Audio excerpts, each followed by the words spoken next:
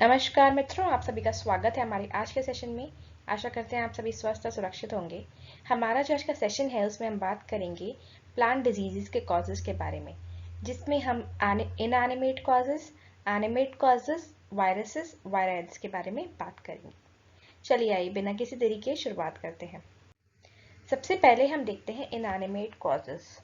Inanimate causes हमारे वो causes होते हैं जो जनरली एबायोटिक फैक्टर्स की वजह से होते हैं।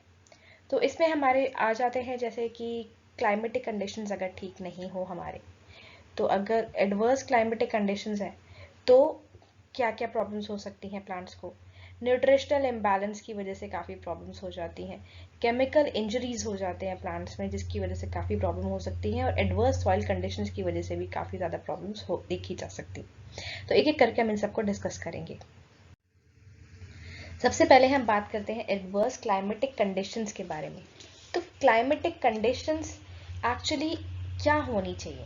तो फेवरेबल क्लाइमेटिक कंडीशंस जो जनरली होती हैं किसी भी प्लांट के लिए, वो होती है हमारी 15 to 30 डिग्रीज। ये जो टेम्परेचर है ना, ये काफ़ी फेवरेबल होता है किसी भी प्लांट की ग्रोथ के लिए। मोस्टली प्लांट्स को इतना टेम्परेचर चाहिए होता है, वरना तो अगर प्लांट्स किसी भी तरीके से 1 डिग्री से 40 डिग्री तक ग्रो कर सकते हैं अपने आप को अडाप्ट कर करके, बट जो ऑप्टिमम टेम्परेचर रेंज है वो यही होती है। लाइक हमें प्लांट हो, एनिमल हो, कोई भी हो, तो एक ऑप्टिमम टेम्परेचर चाहिए होता है। इसी तरह से प्लांट्स को 15 to 30 डिग्री का टेम्परेचर चाहिए होता है। अगर इस वाले टेम्परेचर रेंज से ऊपर होगा या नीचे होगा तो कुछ ना कुछ डैमेज देखने को मिलेगा ही मिलेगा। प्लांट ग्रोथ में डैमेज हो सकता है, ऑर्गन इफेक्ट हो सकते हैं, टिश्यू डैमेज हो सकता है, या फिर हम देख सकते हैं कि पूरा का पूरा प्लांट ही डिस्ट्रॉय हो सकता है। ज़्यादातर जो वार्म वेदर के प्लांट्स होते हैं उनको लो टेम्परेचर फेवरेबल नहीं होता। जैसे कि हमारे अगर हम बात करें, हम पोटैटोज़ की बात करते हैं, तो हमारे जो पोटैटोज़ होते हैं उनमें हो जाता है यहाँ पे फ्रॉस्ट इंजरी। ये आप देख सकते हैं, ये हो रहा है नेक्रोसिस। नेक्रोसिस, ये जो टिश्यूज है ना, ये हो रहे हैं डैमेज। ये काला काला काला काला सारा ब्लैक हो गया। क्यों होता है ये? अब इसका प्रोसीजर क्या है नेक्रोसिस होने का? तो ये अगर सब फ्रीजिंग टेम्परेचर से ज़्यादा अगर लो हो जाए टेम्परेचर, तो जो वैस्कुलर एलिमेंट्स हैं वो एक्सपैंड करते हैं। क्यों एक्सपैंड करते हैं? क्योंकि उनमें होता है वाटर। अब यहाँ पे जहाँ जहाँ पे वाटर अक्यूमुलेट हो रहा है, क्योंकि ये एक टाइप का स्टोरेज ऑर्गन है, तो ये चीज़ें स्टोर करेगा। तो वाटर जहाँ भी होगा वहाँ पे वो वाटर हो जाएगा फ्रीज। फ्रीज होने के बाद वो वाटर क्या करेगा, वो उस एक्सपांड करेगा और वहाँ की जो जो भी सेल्स हैं वहाँ पे, वो सेल्स पूरी तरह डिस्ट्रॉय हो जाएंगे। तो ये होता है हमारा मेन, जिस तरीके से हमारा डिस्ट्रक्शन होता है नेक्रोसिस में। अब जनरली ये नेक्रोसिस, जो हमारा टिश्यू डैमेज है, ये फ्रॉस्ट की वजह से जो हो रहा है, ये हमारे को देखने को जनरली उन जगह पे मिलता है जो सॉफ्ट है या जो नए पार्ट्स हैं। जैसे कि अगर हम एपिकल पोर्शन लेंगे प्लांट का, जो एपिसेस हैं, जो ग्रोइंग पार्ट है, जो मेरिस्टेमेटिक टिश्यू है, तो वहाँ पे ये सबसे ज़्यादा डैमेज दिखाई देता है, लीव्स पे दिखाई देता है।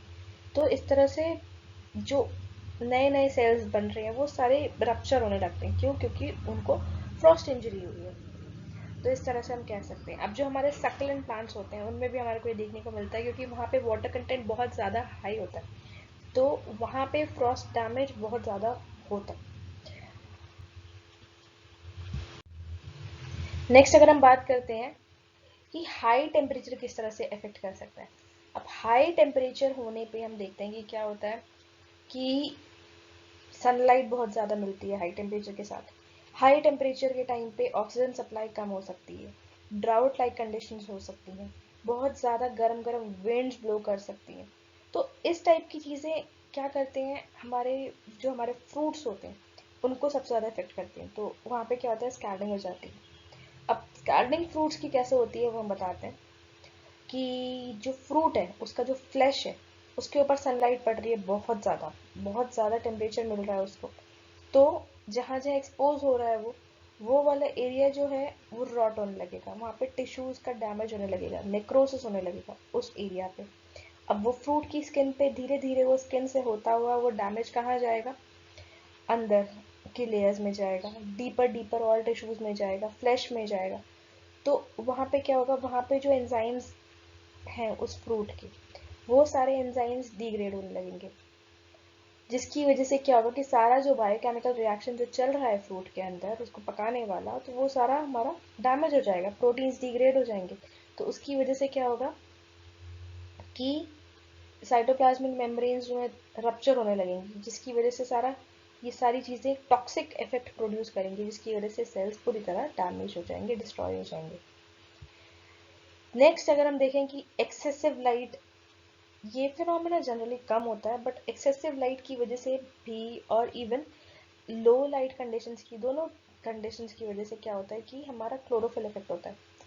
अब बहुत ज़्यादा लाइट होगी तो जो क्लोरोफिल है वो डिस्ट्रॉय हो जाएगा, और अगर लाइट बहुत कम मिल रही है तो क्लोरोफिल का सिंथेसिस ही कम होगा। तो उसमें भी क्या होगा कि जब क्लोरोफिल नहीं हो रहा है तो प्लांट को खाना नहीं मिलेगा, खाना नहीं मिलेगा तो फिर क्या होगा कि ग्रोथ ऑब्वियसली उसकी रिटार्ड होगी। तो दोनों ही कंडीशंस में क्या होता है, ग्रोथ रिटार्ड होने लगती है। नेक्स्ट हम बात करते हैं कि सॉइल कंडीशंस अगर अनफेवरेबल हो तो क्या हो सकता है।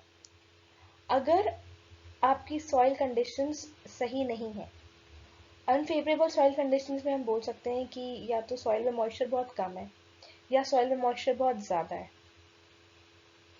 या फिर ऑक्सीजन लेवल डिप्लीट हो रही है, सॉइल का स्ट्रक्चर खराब है, तो इस टाइप की चीज़ें आ जाती हैं। तो अगर सॉइल में मॉइस्चर कम है तो कम मॉइस्चर की वजह से क्या होगा, वाटर स्ट्रेस में क्या होगा, विल्ट होगा, डैमेज होगा, जो स्टोरेज ऑर्गन्स है वहाँ पे डैमेज होने लगेगा।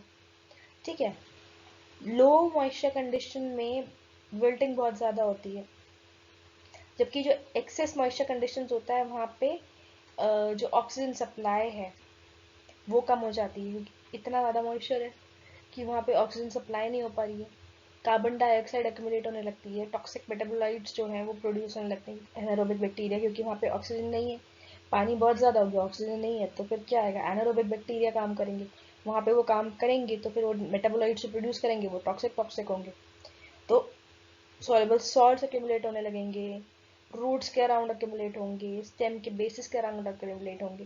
तो ये सारी चीज़ें क्या करते हैं, काफ़ी ज़्यादा बहुत स्ट्रेस कंडीशन क्रिएट कर देते हैं। तो ये सारी चीज़ें जो है हमारी एक्सेस सॉइल मॉइस्चर की वजह से हो सकती है। नेक्स्ट हो सकता है हमारा पुअर एरेशन।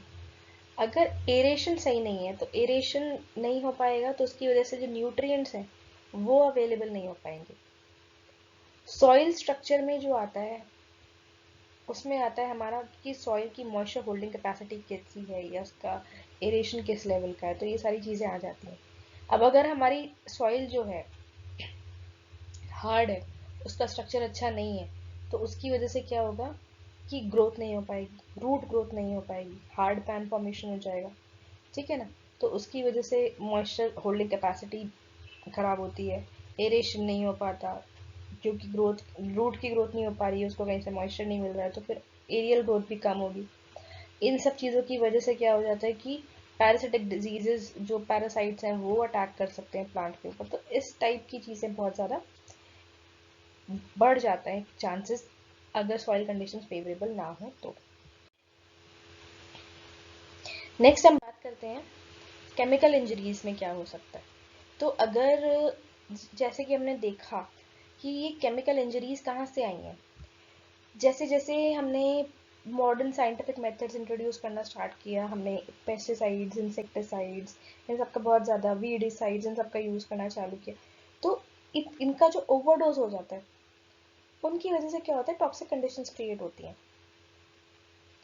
तो जिसकी वजह से प्लांट इंजर हो जाता है। वीडिसाइड अगर हम बहुत ज़्यादा डालने लगेंगे तो एक टाइम के बाद क्या होगा कि वो जो पेस्ट हैं वो रेजिस्टेंट भी हो जाता है। तो पर हमारा जो अप्लाई हम करते जा रहे हैं वीडिसाइड का, वो क्या करेगा, सॉइल को भी डैमेज करेगा, वो हमारा क्या करेगा, प्लांट को भी डैमेज करेगा।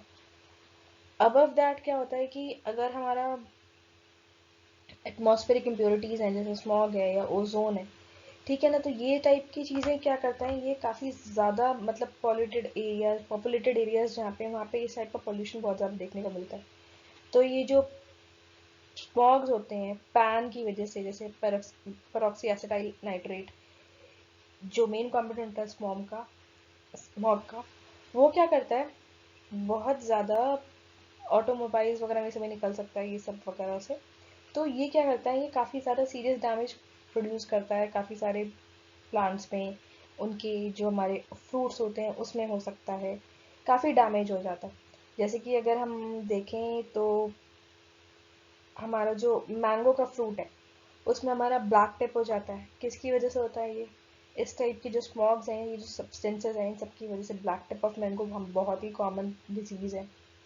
अब ये जैसे हमारे ओजोन लेयर है, ये भी काफ़ी सारे ऐसे केमिकल्स प्रोड्यूस करता है।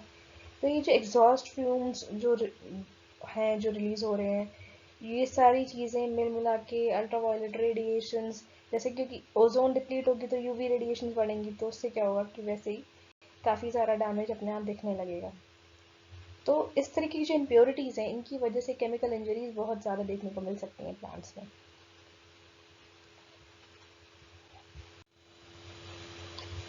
नेक्स्ट हम बात करते हैं न्यूट्रिशनल इम्बैलेंसेस की। अब जो मिनरल डिफिशिएंसी होती है, ये बहुत ही कॉमन कॉज है नॉन इन्फेक्शियस डिजीज के होने का। बहुत सारे एसेंशियल न्यूट्रिएंट्स हैं जो प्लांट्स को चाहिए होते हैं, जैसे कि हमारा नाइट्रोजन हो गया, फास्फोरस हो गया, पोटाशियम हो गया, ये हमारे मेजर न्यूट्रिएंट्स हैं। माइक्रो न्यूट्रिएंट्स हमने पढ़ा, हमारा कॉपर हो जाएगा, zinc, iron, magnesium, manganese, boron, calcium, molybdenum, sulphur, ये सारे माइनर एलिमेंट्स हैं। तो हमें मेजर भी चाहिए होते हैं, हमें माइनर एलिमेंट्स भी चाहिए होते हैं। बट अगर किसी वजह से इनका डेफिशिएंसी होने लगे सॉइल में, तो क्या हो जाएगा, या नॉन अवेलेबिलिटी होने लगे कि सॉइल में है पर प्लांट उसको अपटेक नहीं कर पा रहा है, ऐसी भी कंडीशन हो सकती है। तो इस टाइप की कंडीशंस में क्या होता है कि मिनरल डेफिशिएंसी हो जाती है, या फिर एक्सेसिव मिनरल भी हो सकते हैं कि बहुत ज़्यादा एक्सेस है तो भी प्रॉब्लम हो सकती है, तो भी क्या हो जाएगा, तो टॉक्सिसिटी हो जाएगी। तो इस टाइप से अगर न्यूट्रिशनल इम्बैलेंस हो तो उसकी वजह से भी काफ़ी नॉन इन्फेक्शियस डिजीजेस प्लांट्स को फेस करनी पड़ सकती है।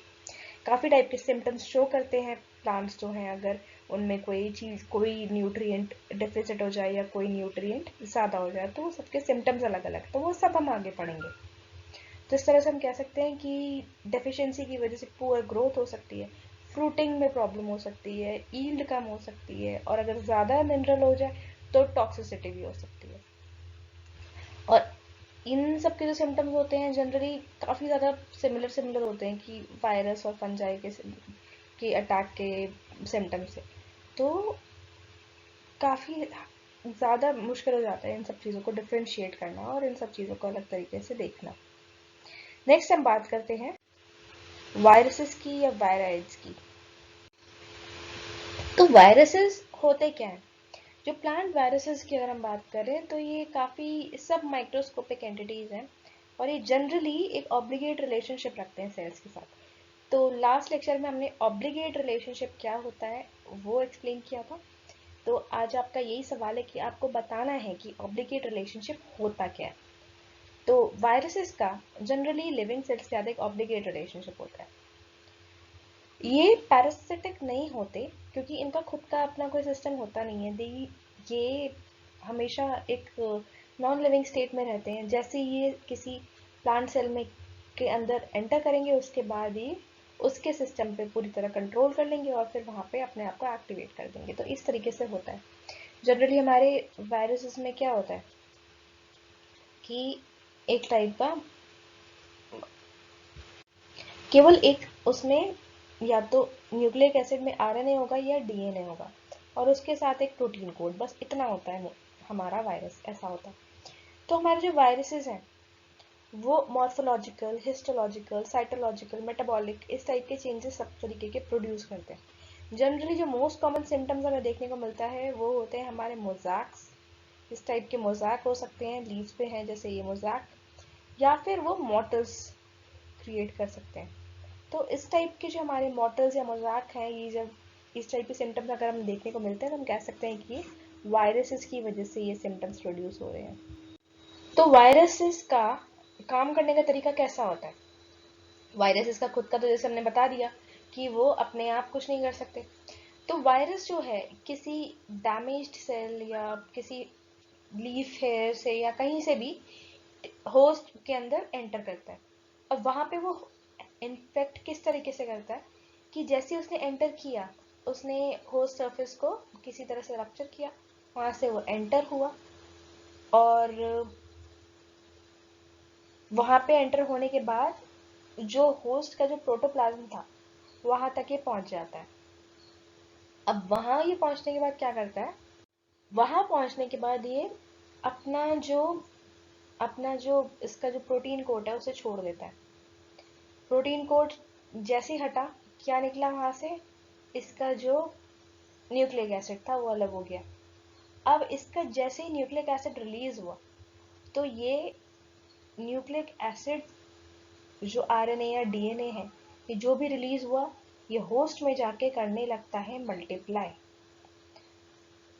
और जैसे जैसे ये मल्टीप्लाई करेगा, रेप्लिकेट करेगा, उससे क्या होगा कि हमारा जो साइटोप्लाज्म है, जो होस्ट का जो साइटोप्लाज्म है, वो क्या होगा, उसमें काफी स्ट्रीमिंग होने लगेगी और उसकी वजह से बहुत ज्यादा मूवमेंट शो होगा। कार्बोहाइड्रेट लेगा वहां से वो होस्ट टिश्यू से वायरस और फिर मूव करना स्टार्ट करेगा प्लांट में अलग अलग तरह से। तो फिर अलग अलग टाइप के चेंजेस हमारे को दिखाई देते हैं जो हो रहे होते हैं। तो इसी तरह से हमारा वायरस जो है ये प्लांट के अंदर इस तरह से अपने आप को रेप्लिकेट करता जाता है और पूरी तरह से मूव करने लगता है। तो इस टाइप से मूवमेंट होता है। और ये वायरस जो है ये दूसरे प्लांट्स को भी हो सकता है। तो ये इन्फेक्शन कैसे कॉज होता है, ये इन्फेक्शन ट्रांसमिट हो सकता है किसी एजेंट के थ्रू। कोई जैसे कोई वेक्टर हो, जैसे कि कोई इंसेक्ट हो सकता है, तो इंसेक्ट आया, वो सांप सक कर रहा है, तो उसके अंदर वो वायरस चला गया, फिर उसने दूसरी जगह सांप सक किया, वहां पे वो वायरस रिलीज हो गया, अब वो वायरस दूसरे प्लांट में पहुंच गया। तो इस टाइप से क्या होता है कि ट्रांसमिशन हो सकता है वायरसेस का। इंसेक्ट्स के थ्रू हो सकता है, सीड्स के थ्रू हो सकता है, वेजिटेटिवली प्रोपगेशन अगर हम कर रहे हैं तो उसके थ्रू भी हो सकता है, सैप इनोकुलेशन या ग्राफ्टिंग अगर हमने की तो इन सब से क्या हो सकता है, हमारा अगर एक प्लांट में वायरस है तो वो दूसरे में भी जा सकता है। कई बार जो नेमाटोड्स होते हैं या माइट्स होते हैं, फंजाई होते हैं, ये लोग भी काफी तरह से ट्रांसमिट करते हैं वायरसेस को। नेक्स्ट जो हमारा है वायराइड्स। वायराइड्स क्या होते हैं, वायराइड्स छोटे छोटे नेकेड स्ट्रैंड्स ऑफ डीएनए होते हैं जिनका मॉलिक्यूलर वेट भी काफी कम होता है। ये भी सेम काम करते हैं, इन्फेक्ट करते हैं, रेप्लिकेट करते हैं, डिजीज प्रोड्यूस करते हैं और फिर कहीं और ट्रांसमिट भी हो सकते हैं। तो ये जनरली वायरसेस से छोटे होते हैं। इनमें एक डिफरेंस ये होता है कि इनका प्रोटीन कोट नहीं होता, पर फिर भी ये काफ़ी ज़्यादा रेजिस्टेंट होते हैं अगर हाई टेम्परेचर वगैरह इन्हें कुछ मिले तो उसके लिए। तो इस तरीके से हमारा वायरल अटैक होता है प्लांट्स में। तो सबसे पहले हम बात करेंगे अगर एनिमेट कॉजेज में, तो देखेंगे कि हम इसमें सबसे पहले बात करेंगे मॉलिक्यूल्स की। मॉलिक्यूल्स या माइक्रोप्लाज्मा लाइक ऑर्गेनिजम्स या फाइटोप्लाज्मा इसको बोलते हैं। ये small unicellular non motile organisms होते हैं। इनमें सेल वॉल नहीं होती और ये ट्रिपल लेयर होते हैं, बाइनरी फ्यूजन से मल्टीप्लाई करते हैं। अब चूंकि इनमें सेल वॉल नहीं है तो क्या होता है कि पेनिसिलिन जो है इन पे इफेक्ट नहीं कर पाता। अभी जो माइक्रोप्लाज्मा होते हैं ये ऐसी डिजीजेज प्रोड्यूस करते हैं जैसे कि हमारे हो गए एस्टर येलो हो गया, सैंडल स्पाइक हो गया, ब्रिंजल का लिटिल लीफ हो गया, चिली का लिटिल लीफ हो गया, शुगर केन का ग्रासी शूट, वाइट लीफ, और राइस का वाइट ड्वार्फ, पोटैटो का witch's broom, purple top, brown top, mulberry dwarf. ये सारी डिजीजेज कौन कॉज करते हैं, हमारे मॉलिक्यूल्स। हम कह सकते हैं कि काफ़ी डिजीजेस कॉज करते हैं ये। पहले पता भी नहीं चलता है कि था कि कौन कॉज कर रहा है, तो बहुत बाद में डिस्कवर किया कि हाँ ये तो बैक्टीरिया नहीं है, ये मॉलिक्यूल्स हैं। नेक्स्ट हमारे आते हैं ट्रू बैक्टीरिया। ये यूनिसेलुलर ऑर्गेनिज्म होता है, सबको पता है, और ये बहुत ज़्यादा डिजीजेस कॉज करते हैं। जैसे कि हमारे एप्पल में फायर ब्लाइट हो गया, सिट्रस कैंकर हो गया, राइस का लीफ ब्लाइट हो गया, कॉटन का ब्लैक काम हो गया, विल्टिंग हो गया, पोटैटो का ब्राउन रॉट हो गया। ज़्यादातर डैमेज जो बैक्टीरिया का होता है इसलिए होता है क्योंकि बैक्टीरिया जो है वार्मर टेम्परेचर्स या हायर टेम्परेचर्स पे बहुत ज़्यादा फास्ट पेस पे मल्टीप्लाई करते हैं। तो ये जितना टेम्परेचर बढ़ता जाएगा उतना बैक्टीरियल ग्रोथ बढ़ती जाएगी। तो ये सारी टाइप की डिजीजेस हमारे को देखने को मिल सकती हैं। गॉल्स, कैंकर्स, ब्लाइट, स्लीप स्पॉट, ये सब बैक्टीरिया से होते हैं। नेक्स्ट पैथोजेनिक एजेंट जो जिसकी हम बात करते हैं वो हमारा हो गया फंजाई। अभी फंजाई क्या करता है, ये कैसा होता है, ये माइक्रोस्कोपिक होता है, यूनिसेलुलर या मल्टीसेलुलर हो सकता है फंजाई, और इनमें सेक्सुअल या एसेक्सुअल स्पोर्स की मदद से रिप्रोडक्शन होता है। मोस्टली ये बायोट्रॉफ होते हैं और कुछ पर्टोट्रॉप या हेमी बायोट्रॉफ भी होते हैं। होस्ट में एंट्री इनकी नेचुरल ओपनिंग से ही होती है। अब जो हमारे एसेक्सुअल स्पोर्स होते हैं जैसे कि हमारे क्लेमाइडोस्पोर्स, और फंजाई का जो फिलामेंट्स होते हैं वो अगर हार्ड एक स्ट्रक्चर फॉर्म करते हैं तो उसको बोलते हैं हम स्क्लेरोशिया, और अगर वो रोप लाइक स्ट्रक्चर फॉर्म करते हैं तो हम उसको बोलते हैं राइजोमॉर्फ। तो ये काफ़ी सारे डिजीजेस प्रोड्यूस करते हैं। नेक्स्ट हमारा पैथोजन हो गया, जनरली जो विल्टिंग कॉज करता है वो हो गया हमारा प्रोटोजोआ। नेक्स्ट हमारा जो पैथोजन है वो है हमारा एल्गी। एल्गी जनरली क्या कॉज करता है, रेड रस्ट आपने बहुत सुना होगा, तो ये एल्गी की वजह से होता है। पैरासिटिक एल्गी जो होते हैं एयरबॉर्न होते हैं, और जनरली ये क्या प्रोड्यूस करते हैं, ये स्पोर्स प्रोड्यूस करते हैं जो जू स्पोर्स बोलते हैं। और एल्गी की डिजीजेस ज़्यादातर इंडिया में मैंगो और पपाया को इफेक्ट करती हैं। नेक्स्ट अगर हम बात करें, नेक्स्ट पैथोजन हमारे आ जाएंगे निमैटोड्स। निमैटोड्स जनरली जो ह्यूमन में राउंड वॉर्म होते हैं इंटेस्टाइन में उसी को रिजेंबल करते हैं। और ये क्या है, ये हमारे सबसे लार्जेस्ट ग्रुप है एनिमल किंगडम का। फ्री लिविंग होते हैं और माइक्रोस्कोपिक ऑर्गेनिजम्स पे फीड करते हैं। काफ़ी ज़्यादा डिस्ट्रक्टिव भी हो सकते हैं, जैसे कि रूट नॉट हमने सुना होगा, ये बहुत ही इंपॉर्टेंट डिजीज है जो निमैटोड की वजह से होती है। और इनकी वजह से क्या होता है कि काफ़ी एबनॉर्मलिटीज़ हो सकती हैं, जैसे कि स्टंटेड ग्रोथ हो सकती है, रूट प्रोलिफरेशन हो सकता है, क्लोरोसिस हो सकता है, हाइपरट्रॉपी हो सकती है, हाइपरपेल्सिया हो सकता है टिश्यूज़ का। तो ये सब किसकी वजह से होता है, हमारा निमैटोड्स की वजह से होता है। तो इसी तरीके से हमारे जो नेक्स्ट अगर हम बात करें, नेक्स्ट हमारा हो जाएगा कि ऐसे काफ़ी सारे प्लांट्स होते हैं जो पैरासिटिक होते हैं। तो ये पैरासिटिक प्लांट्स काफ़ी डिस्ट्रक्टिव होते हैं, और ये काफ़ी सारे इकोनॉमिकली इंपॉर्टेंट फ्रूट ट्रीज जैसे कि हमारी मैंगो हो गया उनको भी डिस्ट्रॉय करते हैं, या फिर हमारी जो बहुत सारी क्रॉप्स होती हैं जैसे मस्टर्ड, लेग्यूम्स, टोबैको, बरसीम, ल्यूसन, इन सबको बहुत ज़्यादा इफेक्ट करते हैं। तो ये पैरासिटिक प्लांट्स बहुत सारे डिफरेंट डिफरेंट फैमिलीज़ को बिलोंग कर सकते हैं, लाइक लोरांथेसी, ओरोबैंकी, कॉर्नवालिसी, इन सब फैमिलीज़ के जो हो सकते हैं। और काफ़ी ज़्यादा, जैसे कि कस्क्यूटा को जानते होंगे हम, कस्क्यूटा या डॉडर जिसको बोलते हैं, वो इफेक्ट करता है, ओरोबैंकी, स्ट्राइगा, इन सबको हम जानते ही हैं और इन सब के बारे में हम पढ़ेंगे भी। तो ये सब क्या करते हैं, ये काफ़ी ज़्यादा इफेक्ट करते हैं हमारे क्रॉप्स को। तो इसी के साथ हमारा आज का सेशन समाप्त होता है। आशा करते हैं आपको ये यूज़फुल लगा होगा, एंड थैंक्स फॉर वॉचिंग।